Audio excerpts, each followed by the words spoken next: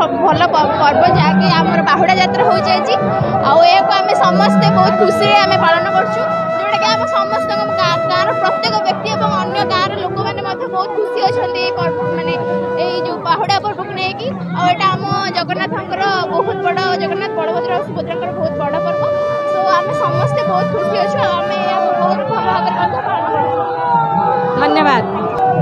कष्ट लगुच 9 दिन खुशी आज से सब जमी मो माँ को छाड़ी बाहर को गले जो कष्टा आज मत से कष्ट अनुभव आज बाहुड़ा यात्रा मैंने समस्त बहुत खुशी अच्छु जे एत बड़ पवित्र दिन में आमर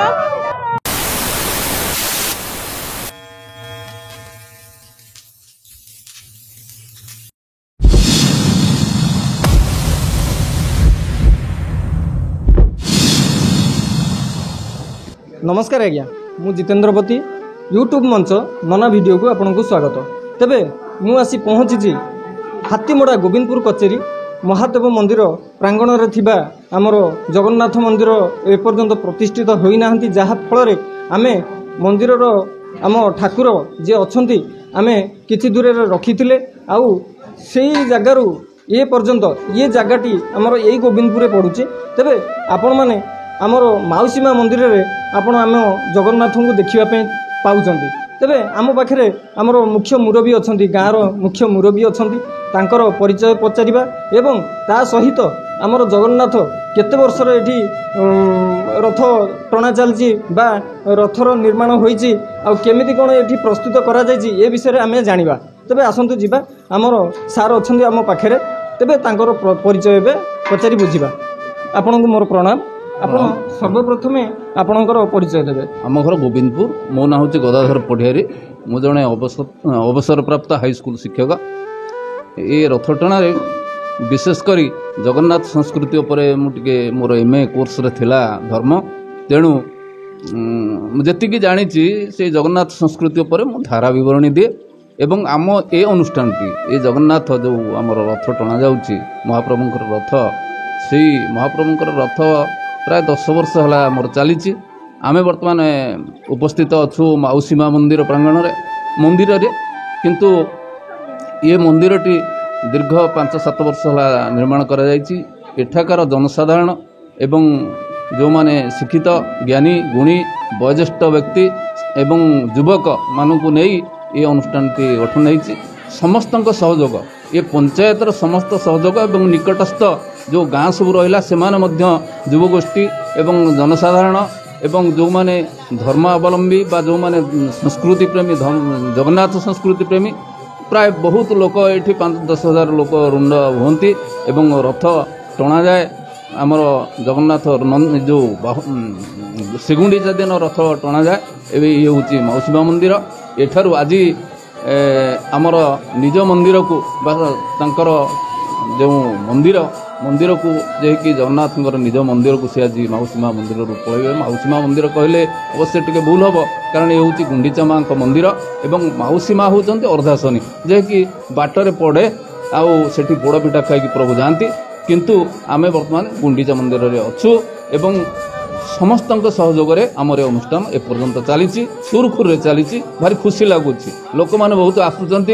भारी भल लगुच एवं गोटे ईश्वर विश्वास बा जगन्नाथ विश्वास ये जगतर नाथ समस्त किसी किसी धारा विवरणी शुणुंट एवं समस्त गोटे ऐक्यबद्ध माने एकता सृष्टि होती द्वारा समस्ते मिलमिशी ये अनुष्ठानटा गढ़ी भीतर गोटे एकता एठी जाति ना धर्म ना वर्ण ना इमती किसी ना समस्ते मिलमिशी कार्य करते। तेबे आपण कहिबे हमर जगन्नाथ केबेठारु आम गोविंदपुर बा आम हाथीमड़ा गोविंदपुर जो ग्रामटी अच्छी एठी केबेठारु ठाकुर आमर एठी विजय करथिले प्राय 10 वर्ष हो गला 10 वर्ष हो गला आमर एठारे आम अनुष्ठान चली 10 वर्ष है आमर ये चली चलू आम भावुँ सबुदिन एमती चली आहरी अनुष्ठानटा बढ़ियो बोली मु आशा करोटी गाँ नहीं कि आमर ये रथटी निर्माण प्राय 10-15टी गाँ नहीं कि आम आखपाखर आम गोविंदपुर गोटे पंचायत गोटे गाँ गोटे पंचायत निकटस्थ पंचायत हूँ जुआणिया पंचायत आउ आमर पाखर अच्छी केतुआपाଳ ग्राम पंचायत ये 5-7टी ग्राम पंचायत लोक मैंने सहयोग करते।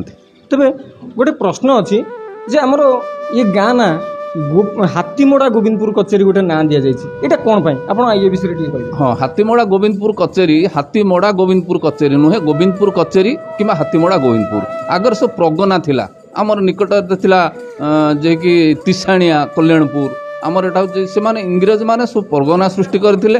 ସେହି ହିସାବରେ ହାତୀମଡ଼ା ଅର୍ଥ ହେଉଛି, ହାତୀମଡ଼ା ବାସ୍ତବିକ ହେଉଛି ଦେଶାଇ ଗାଁଟା ହେଉଛି ହାତୀମଡ଼ା। ସେଇଠି ହାତୀ ଶୋଇଥିବାରୁ ଆମେ ଯାହା ଶୁଣିଛୁ ଯେ ଜମିଦାର ଆସୁଥିଲେ, ହାତୀ ସେଠି ଶୋଇପଡ଼ିଲା, ସେଇଠୁ ତାଙ୍କର ରାଜୁତି ଆରମ୍ଭ ହୋଇଗଲା। ସେ ସବୁ ଖଣ୍ଡେ ଖଣ୍ଡେ ଜାଗିର ନେଇଥିଲେ, ଯିଏକି ଇଂରେଜମାନଙ୍କୁ କର ଦେଉଥିଲେ।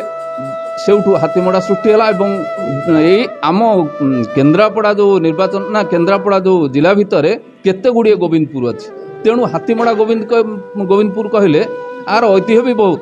ଆମର ବହୁ ପୁରାତନ ହାଇସ୍କୁଲ ଏଠି ହେଇଛି, ଯିଏକି 1947-48ରୁ ହାଇସ୍କୁଲ ପ୍ରତିଷ୍ଠା ହେଇଛି ଏବଂ ଏଠି ପ୍ରାୟ ଶିକ୍ଷିତ ଲୋକ, ପ୍ରାୟ ଏ ଗାଁରେ ପ୍ରାୟ 80+ ସମସ୍ତେ ପ୍ରାୟ ଶିକ୍ଷିତ। ଏବଂ ହାତୀମଡ଼ା ଗୋବିନ୍ଦପୁର ସେ ଲାଗି ହେଇଛି, ଗୋଟେ ନିର୍ଦ୍ଦିଷ୍ଟ ଗୋବିନ୍ଦପୁରକୁ ଜଣାପଡ଼ିବ ହାତୀମଡ଼ା ଗୋବିନ୍ଦପୁର। ଆଉ ତା ଛଡ଼ା ହେଉଛି କଚେରୀ ମାନେ ଆମର ଯେଉଁମାନେ ଜମିଦାର ଥିଲେ ସେମାନେ ଗୋଟେ କଚେରୀ ସୃଷ୍ଟି କଲେ, ଅର୍ଥ ସେଠି ଭଲ ମନ୍ଦ ବୁଝୁଥିଲେ, ନ୍ୟାୟ ନିଶାପ ବୁଝୁଥିଲେ, ଲୋକମାନଙ୍କୁ ଡାକିକି ନ୍ୟାୟ ଦେଉଥିଲେ ଏବଂ ସେ ଗୋଟେ କଚେରୀ କରିଥିଲେ। ସେଇ ଦିନରୁ ଗୋଟେ କଚେରୀ ରହିଛି, କଚେରୀ ବି ଏପର୍ଯ୍ୟନ୍ତ ଅଛି। ଆମର ମାଉସୀ ମା ମନ୍ଦିର, ଏଇ ଯେଉଁ ମାଉସୀ ମା ମନ୍ଦିର ଆମେ ଦେଖୁଛେ ଏଠି ବର୍ଷ ସାରା କେମିତି ପୂଜା କରାଯାଏ? ଏଠି ନିର୍ଦ୍ଦିଷ୍ଟ କିଛି ସେମିତି ପୂଜାର ରୀତିନୀତି ଥାଏ କି, ଏ ବିଷୟରେ କହିବେ? ହଁ, ଆମର ଏଇ ଗୁଣ୍ଡିଚା ମନ୍ଦିରରେ ଆମର ବିଗ୍ରହ ଅଛନ୍ତି, ଯାହାକି ଆମେ ଏଠି ବ୍ରାହ୍ମଣ ଯିଏକି ପୁରୋହିତ ନିଯୁକ୍ତ ହୋଇଛନ୍ତି। ପ୍ରତିଦିନ ତାଙ୍କର ଦୈନନ୍ଦିନ କାର୍ଯ୍ୟକ୍ରମ ହୁଏ, ନୀତି ହୁଏ, ସେ ନୀତି ଚାଲିଛି। ତେବେ ଆପଣମାନେ ଶୁଣୁଥିଲେ ଆମର ଗାଁର ମୁଖ୍ୟ ଏ ସାରଙ୍କୁ ଆମକୁ ବୁଝାଯାଏ, ଆଉ ସାରଙ୍କ ବିନା କୌଣସି କାର୍ଯ୍ୟ କରିବା ପୂର୍ବରୁ ସାରଙ୍କୁ ପଚରାଯାଏ। ସେଥିପାଇଁ ଆପଣମାନେ ସାରଙ୍କର କଥା ଶୁଣିଲେ ଏବଂ ଆମର ପଣ୍ଡିତ ଯିଏ ଅଛନ୍ତି, ଏ ମାଉସୀ ମା ମନ୍ଦିରର ପଣ୍ଡିତ ବା ଆମ ମହାପ୍ରଭୁ ଯେଉଁଠି ପୂଜା ପାଆନ୍ତି, ସେଠି ଯେତେବେଳେ ରଥଯାତ୍ରା ଆମର ଯେତେବେଳେ ଆରମ୍ଭ ହୁଏ, ସେ ଚିତ୍ର ଆପଣଙ୍କୁ କିଛି ମୁଁ ଦେଖାଇ ପାରିବି, କିଛି ଅସୁବିଧା ନାହିଁ, ଆପଣଙ୍କୁ ସେ ଦୃଶ୍ୟ ବି ଦେଖାଇ ପାରିବି। କିନ୍ତୁ ଆପଣ ଆମ ପଣ୍ଡିତ ଯିଏ ଅଛନ୍ତି, ଆମ ମହାପ୍ରଭୁଙ୍କର ଯିଏ ପଣ୍ଡିତ ଅଛନ୍ତି, ଆଙ୍କ ସହିତ ମୁଁ ଆପଣଙ୍କୁ ଯୋଗାଯୋଗ କରାଇବି। ତେବେ ଆସନ୍ତୁ ଯିବା ଆଗକୁ, ଆମ ପଣ୍ଡିତଙ୍କ ସହିତ ଯୋଗାଯୋଗ କରିବା। ତେବେ ଆମ ପାଖରେ ମୁଖ୍ୟ ପଣ୍ଡିତ ଅଛନ୍ତି, ଆମ ଜଗନ୍ନାଥଙ୍କର ସେବକ। ତେବେ ତାଙ୍କ ସହ ଆଲୋଚନା କରିବା ଠାକୁରଙ୍କ ବିଷୟରେ କିଛି। ତେବେ ସର୍ବପ୍ରଥମେ ଆପଣଙ୍କ ପରିଚୟ। ଜୟ ଜଗନ୍ନାଥ। ମୁଁ ପ୍ରଭାତ କୁମାର ପତି, ଗୋବିନ୍ଦପୁର ଏ ସ୍ଥାନୀୟ ବାସିନ୍ଦା, ଆଉ ଠାକୁରଙ୍କର ପୂଜକ। ଆପଣଙ୍କ ଘର ବି ଗୋବିନ୍ଦପୁର। ତେବେ ଆପଣ କହିବେ ଆମ ଠାକୁରଙ୍କର ସେବା କେତେ ବର୍ଷ ହେଲାଣି କରୁଛନ୍ତି? ଠାକୁରଙ୍କର ସେବା ଏଇ ବର୍ଷକୁ ଲଗେଇକି 10 ବର୍ଷ ହେଇଗଲା। ଆପଣ ଖୁସି ଅଛନ୍ତି ମହାପ୍ରଭୁଙ୍କର ସେବକ ହେଇକି? କେତେ ଖୁସି ଲାଗୁଛି ଆପଣଙ୍କୁ? ସେବକ ହେଇକି ତ ବହୁତ ଖୁସି ଲାଗୁଛି, ତା ଭିତରେ ବି ନିଜେ ତ ଖୁସି ହେଲେ ହେବନି, ସମସ୍ତଙ୍କର ଏକ ମନ ଏକ ପ୍ରାଣରେ ଭଗବାନଙ୍କର ସେବା। ନାଇଁ, ନିଜସ୍ୱ ହିସାବରେ ଆପଣଙ୍କୁ କେତେ? ହିସାବରେ ମୁଁ ବହୁତ ଖୁସି, କାହିଁକିନା ବହୁତ କମ୍ ବୟସରେ ଭଗବାନଙ୍କର ଗୋଟେ କ'ଣ ଆଶୀର୍ବାଦ ରହିଛି। ମୋର ସେଟା ମାନେ 7 ବର୍ଷ ତଳର ଗୋଟେ ଅଭିଜ୍ଞ ରହିଛି। କ'ଣ ନା, ମୁଁ ବାହାରିଛି ପୁରୀକି ଯିବା ପାଇଁ, କିନ୍ତୁ ବେଗ୍ ସଜଡ଼ା ସରିଛି, ଗାଡ଼ି ଆସିକି ପହଞ୍ଚିଛି, କିନ୍ତୁ ମୁଁ ପୁରୀକି ଯିବି ବୋଲିକି ଯାଇପାରିନି, ଏଇଠି ରହିଛି। ତେବେ ଆପଣମାନେ ଶୁଣୁଥିଲେ ଆମ ପଣ୍ଡିତ ଏ ଗୋବିନ୍ଦପୁର ଗ୍ରାମ ପଞ୍ଚାୟତରେ ଯେଉଁ ଆମର ମହାପ୍ରଭୁଙ୍କର ମନ୍ଦିରଟିଏ ଅଛି, ବା ଆମେ ଏବେ ଅଛୁ ମାଉସୀ ମା ମନ୍ଦିରରେ। ଏଠି ଆମ ପଣ୍ଡିତ ଆପଣଙ୍କୁ ସନ୍ତୁଷ୍ଟମୂଳକ ଉତ୍ତର ଦେଲେ। ତେବେ ତାଙ୍କୁ ପଚାରିବା ଆମର ଠାକୁରଙ୍କର ରୀତିନୀତି କ'ଣ ଅଛି, ଏ ବିଷୟରେ ଟିକେ ଜାଣିବା। ତେବେ ଠାକୁରଙ୍କର ରୀତିନୀତି ଆପଣ କ'ଣ କହିବେ? ରୀତିନୀତି ବିଷୟରେ ଠାକୁରଙ୍କର ନୀତିରୀତି କହିବାକୁ ଗଲେ ଜଗନ୍ନାଥଙ୍କର ବହୁତ ପ୍ରକାର। ଆମେ ଅଧମ ମନୁଷ୍ୟ ଆଉ ବା କେତେ କରିବା, ତଥାପି ଆମେ ପାରୁ ପର୍ଯ୍ୟନ୍ତ ଚେଷ୍ଟା କରି ଆମର ଏଠି ଠାକୁରଙ୍କ ପୂଜା ଯାହା ଯେମିତି ହେଉଛି, ସକାଳୁ 5ଟା ବେଳୁ ମଙ୍ଗଳ ଆଳତି, ପ୍ରାତଃ ଦର୍ଶନ, ପ୍ରଭାତୀ କାର୍ଯ୍ୟକ୍ରମ ହେଉଛି। ତାପରେ 7:30 8ଟା ଭିତରେ ଚନ୍ଦନ ଲାଗି ହେଉଛି, ନାନାଦି ପୁଷ୍ପମଣ୍ଡିତ ହୋଇ ମହାପ୍ରଭୁଙ୍କର ମହାସ୍ନାନ ହୋଇ ପୁଣି ପୂଜା ଅର୍ଚ୍ଚନା ହେଉଛି, ବାଳଭୋଗ ହେଉଛି। ମଧ୍ୟାହ୍ନ ସମୟରେ ନୀତି ଆଳତି ଆଉ ବିଭିନ୍ନ ପ୍ରକାର ଆବାସିକ କାର୍ଯ୍ୟକ୍ରମ ମଧ୍ୟ ହେଉଛି। ପୁଣି ସନ୍ଧ୍ୟାବେଳକୁ ସନ୍ଧ୍ୟା ଆଳତି ହେଉଛି, ପହଡ଼ ଦର୍ଶନ ହେଉଛି, ଏମିତି ଭାବରେ ଚାଲିଛି ଯାହା ଯେମିତି ଠାକୁର। ତେବେ ଆପଣ ଶୁଣୁଥିଲେ ଆମର ମୁଖ୍ୟ ପଣ୍ଡିତ ଯିଏ ଅଛନ୍ତି ଗୋବିନ୍ଦପୁର ଗ୍ରାମରେ ଆମ ମହାପ୍ରଭୁଙ୍କର ସେବକ, ସେ କହୁଥିଲେ ତାଙ୍କର ପ୍ରତିଦିନର ପୂଜାର ରୀତିନୀତି ବିଷୟରେ। ଆପଣ ଏ ବିଷୟରେ ଜାଣିଲେ। ତେବେ ଆମ ପାଖରେ କିଛି ଗ୍ରାମବାସୀ ଅଛନ୍ତି, ତାଙ୍କ ସହିତ କିଛି ଆଲୋଚନା କରିବା। ତେବେ ଆମ ପାଖରେ ଏଇ ଗ୍ରାମର ବା ଆମ ଗୋବିନ୍ଦପୁର ଗ୍ରାମ ପଞ୍ଚାୟତର ପୂର୍ବତନ ସରପଞ୍ଚ ଯିଏ ଥିଲେ, ତାଙ୍କ ମୁହଁରୁ ଆମ ଠାକୁରଙ୍କ ବିଷୟରେ କିଛି ଜାଣିବା। ସେ ଠାକୁରଙ୍କର ସେବା ବହୁତ ଦିନ ଧରି କରି ଆସୁଛନ୍ତି, ଏ ବିଷୟରେ ଜଣାପଡ଼ିଛି। ତେବେ ଆପଣ ଏ ବିଷୟରେ ତାଙ୍କ ମୁହଁରୁ କିଛି ଜାଣିବା। ତେବେ ଆପଣଙ୍କର ସର୍ବପ୍ରଥମ ପରିଚୟ। ନମସ୍କାର, ମୁଁ ଶ୍ରୀମତୀ ପଦ୍ମାଳୟ ଆଧାର, ଗୋବିନ୍ଦପୁର ପୂର୍ବତନ ସରପଞ୍ଚ। ତେବେ ଆପଣ କହିବେ ଆମ ଠାକୁରଙ୍କର କ'ଣ କ'ଣ ସେବା କେମିତି କ'ଣ ଚାଲେ ଏ ବିଷୟରେ ଟିକେ ଜଣାଇବେ। ଏ ତ ମୁଁ ନିମିତ୍ତ ମାତ୍ର, ଠାକୁରଙ୍କ ସେବା ଆମେ କ'ଣ ବା କରିପାରିବା। ଯାହା ହଉ ପ୍ରଭୁଙ୍କ ଦୟାରୁ 10 ବର୍ଷ ହେଲା ଯେତିକି ମୋ ଦ୍ୱାରା ସମ୍ଭବ ମୁଁ ପ୍ରଭୁଙ୍କ ସେବା ସେତିକି କରିପାରୁଛି। ଆମ ଠାକୁରଙ୍କ ପାଖରେ ଆପଣ ଯେଉଁ ସକାଳର ଧୂପଠୁ ଆରମ୍ଭ କରି ସନ୍ଧ୍ୟା ଶେଷ ପର୍ଯ୍ୟନ୍ତ ଆପଣ କ'ଣ ଏସବୁ ବିଷୟରେ କେମିତି କ'ଣ କରନ୍ତି, ଏ ବିଷୟରେ ଟିକେ ଆମ ଗ୍ରାମବାସୀମାନଙ୍କୁ ଜଣାନ୍ତୁ। ପ୍ରଥମେ ତ 5ଟା 9 ବାଜୁଣୁ ମୁଁ ଆସିକି ମନ୍ଦିର ଖୋଲେ, କାରଣ ସେପଟରୁ ଆମର ଜଣେ ଦାଦା ଆସନ୍ତି, ପ୍ରଥମେ ଧୂପଟିଏ ସିଏ ଦେବେ। ପ୍ରଥମେ ମୁଁ ପ୍ରଭୁଙ୍କ ମନ୍ଦିରରେ ଗୋଟିଏ ଦୀପ ଧୂପ ଦେଇ ସାରିଲା ପରେ ଦାଦା ଆସିକି ପହଞ୍ଚନ୍ତି। ଦାଦା ଦେଇ ସାରିଲା ପରେ ତାପରେ ନନା ଆସନ୍ତି। ସବୁ ଜିନିଷ ଆମର ସୁରୁଖୁରୁରେ ଯାହା ଠାକୁରଙ୍କର ନୀତି ଅଛି ସେଇ ଅନୁସାରେ ଆମେ ହିଁ କରୁ। ତେବେ ଆପଣମାନେ ଶୁଣୁଥିଲେ ଆମର ପୂର୍ବତନ ସରପଞ୍ଚ ଯିଏ ଥିଲେ ଏ ଗାଁର, ସିଏ ତାଙ୍କର ନିଜସ୍ୱ ମତ ଯାହା ଥିଲା ସେ ଦେଲେ ଆମ ଠାକୁରଙ୍କ ପାଇଁ। ଠାକୁରଙ୍କର ସେବା ବହୁତ ଉନ୍ନତମାନର ଇଏ କରନ୍ତି, କିନ୍ତୁ କିଛି କହିଲେନି। ଏଇଥିପାଇଁ ଭକ୍ତିଟା ମନ ଭିତରେ ଥାଏ, ସେଥିପାଇଁ ସେ କିଛି କହିଲେନି। ଯାହା ବି ହେଉ ବହୁତ ଭଲ ଶବ୍ଦରେ ଆପଣଙ୍କୁ କିଛି ଜଣାଇଛନ୍ତି। ଭକ୍ତିଟା ମନ ଭିତରେ ଯେହେତୁ ଥାଏ, ସେ କ'ଣ ଜଣାଇବେ। ତେବେ ଆମେ କିଛି ଝିଅ ପିଲା ଅଛନ୍ତି ଆମ ଗାଁର, ତାଙ୍କ ସହ କିଛି ଆଲୋଚନା କରିବା। ଆଉ ଝିଅମାନେ କ'ଣ ଉତ୍ତର ଦେଉଛନ୍ତି, ଆମ ଠାକୁରଙ୍କ ବିଷୟରେ କ'ଣ ଉତ୍ତର ଦେଉଛନ୍ତି ବା ଠାକୁରଙ୍କର ସେବା ସେ କେମିତି କରୁଛନ୍ତି, ଏ ବିଷୟରେ ଜାଣିବା। କିଛି ପିଲାମାନଙ୍କ ସହିତ ଯୋଗାଯୋଗ କରିବା। ତେବେ ଆମ ପାଖରେ କିଛି ପିଲା ଅଛନ୍ତି ଯାହା ଆମ ଠାକୁରଙ୍କୁ ସଜ କରିବାରେ ସାହାଯ୍ୟ କରନ୍ତି, ଏ ବିଷୟରେ ପିଲାଙ୍କ ମୁହଁରୁ କିଛି ଜାଣିବା। ତେବେ ଆପଣ କହିବେ ଆପଣଙ୍କର ପରିଚୟ। ମୋ ନାଁ ହେଉଛି ଅନନ୍ୟା ଦାସ, ଘର ଗୋବିନ୍ଦପୁର। ସବୁ ବର୍ଷ ଠାକୁର ଏଠିକି ଆସନ୍ତି, ଆମକୁ ବହୁତ ଖୁସି ବି ଲାଗେ। ଡେଲି ଅନେଇକି ବସିଥାଉ ଏଇ ଦିନକୁ କେବେ ଠାକୁର ଆସିବେ। ଆଉ ଏଇଟା ବି ଗୋଟେ ମିରାକିଲ୍ ଯେ ଠାକୁର ସବୁବେଳେ ନାଁ ହୁଏ, କିନ୍ତୁ ହଠାତ୍ ଠିକ୍ ଟାଇମ୍ରେ ଠାକୁର ଆସି ପହଞ୍ଚିଯାଆନ୍ତି। ବହୁତ ଖୁସି ଲାଗେ। ତେବେ ଆପଣ ଶୁଣୁଥିଲେ ଆମ ବଡ଼ ଭକ୍ତ, ଇଏ ହେଉଛନ୍ତି ବଡ଼ ଭକ୍ତ, ତାଙ୍କର ପାଟିରୁ କିଛି ଶୁଣିଲେ ଠାକୁରଙ୍କୁ କେମିତି କ'ଣ ସଜ କରନ୍ତି, କେମିତି ତାଙ୍କ ପାଇଁ ଫୁଲ ଯୋଗାଡ଼ କରନ୍ତି। ସବୁବେଳେ ତାଙ୍କର ଇଚ୍ଛା ଥାଏ ଯେ କେବେ ଏ ଦିନ ଆସିବ, ସେ ଠାକୁରଙ୍କ ମୁହଁକୁ ଟିକେ ଦେଖିବେ, ଆଉ ଫୁଲ କେମିତି କ'ଣ ସଜ କଲେ ଠାକୁର ପୁରା ସୁନ୍ଦର ଦିଶିବେ। ତେବେ ଆମ ପାଖରେ ଆମର ଗାଁର ମୁଖ୍ୟ ଯିଏ ଠାକୁରଙ୍କର ସେବା କରନ୍ତି, ସିଏ ଆମ ପାଖରେ ଅଛନ୍ତି। ତାଙ୍କର ପରିଚୟ ପଚାରି ବୁଝିବା। ଆଜ୍ଞା, ଆପଣଙ୍କର ପରିଚୟ କହିବେ। ମୋ ନାଁ ରତନ କୁମାର ଧଳ, ଗୋବିନ୍ଦପୁର ଗ୍ରାମ ପଞ୍ଚାୟତର ଗୋଟେ ନାଗରିକ। ତେବେ ଆପଣ କହିବେ ଆମ ଠାକୁରଙ୍କ ବିଷୟରେ କେମିତି କ'ଣ ଆପଣ ଠାକୁରଙ୍କ ପୂଜା କଲେ, ଠାକୁରଙ୍କ ରୀତିନୀତି ଏ ବିଷୟରେ ଆମ ପଣ୍ଡିତ କହିସାରିଛନ୍ତି। ଆପଣ କିଛି ଠାକୁରଙ୍କ ବିଷୟରେ କିଛି କୁହନ୍ତୁ। ଏ ଶ୍ରେୟ ମୁଁ ମୋ ଗୋବିନ୍ଦପୁର ଗ୍ରାମ ପଞ୍ଚାୟତବାସୀକି ଦେବି। ପ୍ରତି ଛୋଟ ଛୁଆଠାରୁ ନେଇକି ତାଙ୍କ ମା ଠାରୁ ନେଇକି ପ୍ରତି ନାଗରିକ ଯେଉଁମାନେ ଆଜି ଏ ପ୍ରକାର ଏ ରଥ ଛୋଟ ରଥକୁ ଆଜି ବଡ଼ କରିଛନ୍ତି, ଆଜି ଜଗନ୍ନାଥ ମନ୍ଦିରରୁ ମାଉସୀ ମା ମନ୍ଦିରର ଇଏ ଗୋଟେ ଆମ ଧୋଇଆର ପାରମ୍ପରିକ ରୀତିକି ବଜାୟ ରଖିଛନ୍ତି। ମୁଁ ତାଙ୍କୁ ଏ ଶ୍ରେୟ ଟୋଟାଲ ମୋ ଗୋବିନ୍ଦପୁର ଗ୍ରାମ ପଞ୍ଚାୟତର ପ୍ରତି ନାଗରିକ, ଛୋଟ ଛୁଆ, ପିଲା ଛୁଆ, ମୋ ଗୁରୁଜନ ସମସ୍ତଙ୍କୁ ଦେବା ପାଇଁ ଚାହୁଁଛି। ତେବେ ଆପଣ ଶୁଣୁଥିଲେ ଆମର ଯିଏ ସେବକ, ଆମ ଗାଁର ମୁଖିଆ ଯିଏ ସେବକ ଅଛନ୍ତି, ଇଏ ମନ୍ଦିରରେ ବା ମାଉସୀ ମା ମନ୍ଦିର ତାଙ୍କ ପାଇଁ ମାନେ ବହୁତ କିଛି ସେ ସେବା କରି କରି ମାଉସୀ ମା ମନ୍ଦିରକୁ ବହୁତ ବଡ଼ କରିଛନ୍ତି। ଆପଣମାନେ ଏଇଠୁ ଜାଣିଲେ। ତେବେ ଆଗକୁ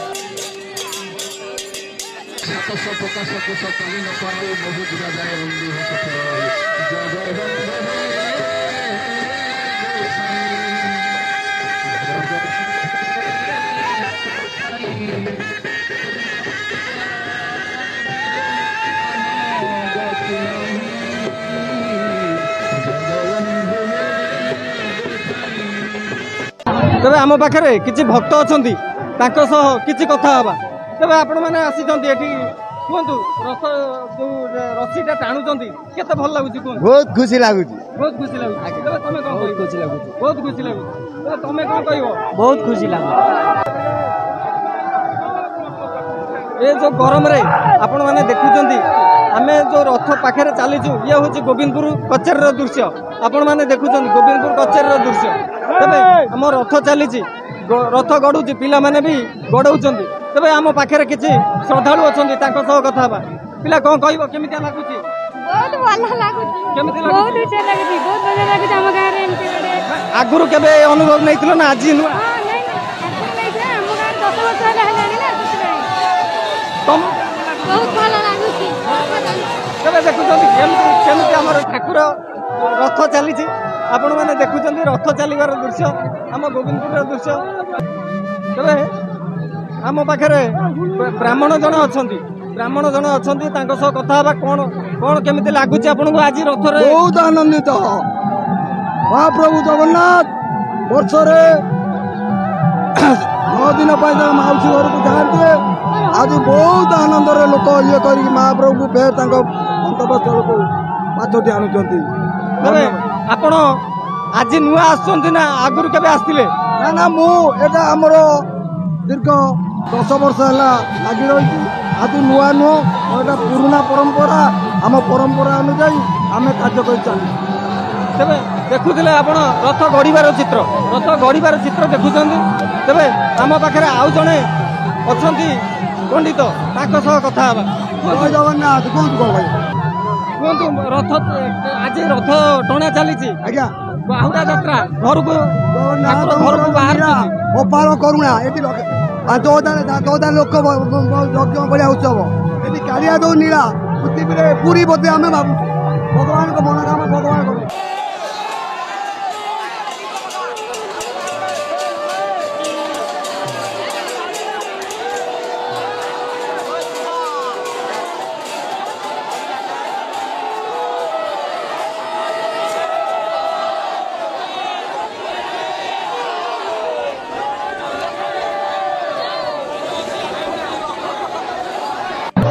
तेरे आपण मैंने देखुले आमर घोष यात्रा गोविंदपुर कचेरी घोष यात्रा आप देखुले प्रत्येक वर्ष जमी आमर रथ यात्रा हुए गोविंदपुर कचेरी सेमती ए वर्ष भी होती तेरे कोरोना किछि वर्ष बंद रहा तेरे आम पाखे पूर्वतन जो मैंने पुराना कर्ता थिले सी आज मो पाखे अच्छा आपण तांको पार्टी किछि शुणिबे तेरे आपण परिचय आगे देबे मो ना ब्रह्मानंद कर गोविंदपुर कहे तेरे कहे आम जो रथ यात्रा प्रत्येक वर्ष आयोजन करुचे से विषय आप कह प्रति वर्ष आम तो भल भाव रथ होची रथ जाऊँगी मौसीमा मंदिर 9 दिन लगे पुणी आसूचे जगन्नाथ मंदिर पुणी फेरुची केते खुशी लगुच बहुत खुशी तेरे आप जानूले आमर जड़े भक्त ये भी बड़ भक्त आमर जड़े महाप्रभुंर सी प्रत्येक वर्ष कर्ता भी हुंती आउ कर्तार कर्म भी करती तेरे आग को जीवा आम पंडित सहित कथा पिला युवक मैंने किसी अच्छा किसी आलोचना करिया तेरे कह तुम कह तुम परिचय दिया आग ना निर्मल मल्लिक दशम श्रेणी गोविंदपुर तेरे कह आम जो पूजाटा ये देखिलु जो रथ देखिलु तुम आधे रथ टाणी आज्ञा मुझे रथ टाणी रथ टाणी केमी लगे बहुत खुशी लगे बहुत खुशी लगे तेरे प्रत्येक वर्ष एमती रथ टाण प्रत्येक वर्ष हेले सब गाँ पिला आसिक टाण गाँ पिला समस्त मिसी टाण तुम टाणी कि एथरक तुम टाणी तेरे जानूले आमर युवक जड़े थिले सी कहले रथ टाणी बहुत खुशी भी लगी मु रथ पाखे अच्छी आपण मैंने देखुं रथ पाखे मुझे रथर दृश्य आप देखुं तेरे आम पाखे आमर पंडित अच्छा किसी अल्प कथा है कौन कहते रथरे आसी ठाकुर पहुँची गले आमर बड़दाण्ड आम ठाकुर महादेव मंदिर सामने आसी पहुँचीगले आम ठाकुर तेरे आम पंडित कौन कहते से विषय टी जाना कहतु आप ठाकुर को पहुँचेदे मंदिर सामने पहुँचेदे बर्तमान तो रहीगले ठाकुर ये आज रही आ 2 दिन रे पुणी नीलाद्री विजय ठाकुर एबे जो पूजा करुँच ये पूजार रीतिटा कहते रीतिनीति कौन यहाँ हूँ बाटर मौसी माँ मंदिर आसला बेले पोड़पिठा भोग लगी कराए ये पोड़पिठा भोग लगी कलापर ठाकुर शुणवे शोला पुणी आसंता काली एकादशी हम सुनावेश हम तापर पहर दिन आपर अधरपणा भोग हम अपर दिन नीलाद्री विजय एमती ठाकुर महिमा अपार तो आम पारानी तथा जी पारा सक्षम अनुसार करने चेष्टा करवा जय जगन्नाथ तेरे आपण मैंने शुणिले संपूर्ण कथा आमर भिक्कु पंडित ये होचंदी भिक्कु तांको नाँ हूँ भिक्कु तेबे ये पंडित आमर कहले जहाँ शेष कथा आपण शुणिले तेबे आमे जहाँ दर्शन करूँ आपण मैंने दर्शन कले तेबे आसंता भिडियो रे पुणी नुआ एक मंदिर दर्शन रे जिबा रहिली आज्ञा नमस्कार।